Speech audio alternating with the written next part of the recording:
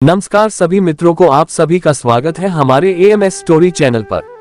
आज आपको जानने को मिलेगी माता कुष्मांडा की रोचक भरी कथा। लिए सुनते हैं। चतुर्थ दुर्गा कुष्मांडा। दुर्गा कुष्मांडा देवी दुर्गा के 9 रूपों में से ये चौथा रूप है। कु का अर्थ है छोटा, उष्म का अर्थ है ऊर्जा और अंडा ब्रह्मांडीय गोला का प्रतीक है। हिंदू धर्म की मान्यता के अनुसार जब ब्रह्मांड में अंधकार छा गया था, तब इन देवी ने अपनी मंद मुस्कान से पूरे संसार में उजाला कर ब्रह्मांड का निर्माण किया और तभी से इन्हें कुष्मांडा कहा गया।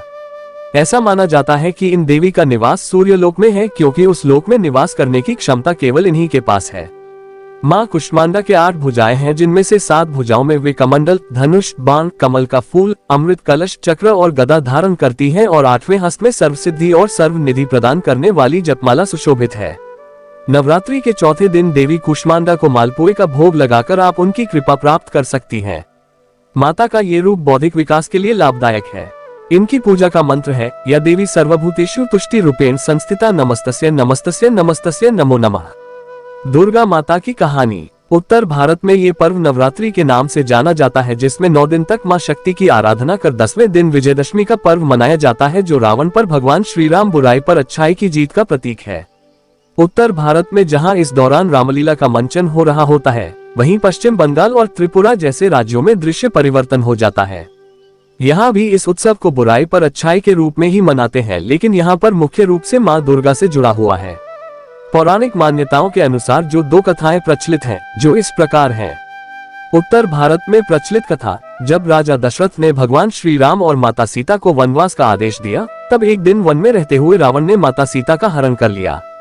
रावण को उसके अपराध का दंड देने के लिए और माता सीता को वापस लाने के लिए राम भगवान ने रावण पर आक्रमण किया। श्री राम और रावण में कई दिनों तक युद्ध चलता रहा। श्री राम ने विजय प्राप्ति के लिए माता दुर्गा की आराधना की और 10वीं तिथि को रावण का वध किया। इसी उपलक्ष्य में विजयदशमी का उत्सव मनाया जाता है। पश्चिम बंगाल और त्रिपुरा जैसे राज्यों में प्रचलित कथा, वहीं दूसरी ओर पश्चिम बंगाल जैसे राज्यों में जो कथा प्रचलित है वह माँ दुर्गा से जुड़ी है। एक बार महिषासुर ने तपस्या करके ब्रह्मा जी को प्रसन्न किया। ब्रह्मा जी ने प्रकट होकर महिषासुर को वरदान मांगने के लिए कहा, तब महिषासुर ने अमर होने का वरदान मांगा। इस पर ब्रह्मा जी ने जवाब दिया कि जो इस संसार में आया है उसकी मृत्यु भी अवश्य होगी, इसलिए चाहो तो कोई दूसरा वरदान मांग सकते हो। तब महिषासुर ने बहुत सोचा और कहा, मुझे यह वरदान दीजिए कि मेरी मृत्यु केवल एक स्त्री के हाथों ही हो। तब ब्रह्मा जी तथास्तु कहकर अंतर्ध्यान हो गए। महिषासुर सोचने लगा कि एक स्त्री भला मेरा क्या बिगाड़ सकती है, अब तो मैं अमर हो गया। उसने सारे देवताओं को अधिकारहीन और पराजित करके स्वर्ग से निकाल दिया। सभी देवता एकत्रित होकर भगवान विष्णु और भगवान शिव के पास गए। महिषासुर की ऐसी करतूत सुनकर उन दोनों ने बड़ा क्रोध प्रकट किया। तब उनके शरीर से एक तेज निकला।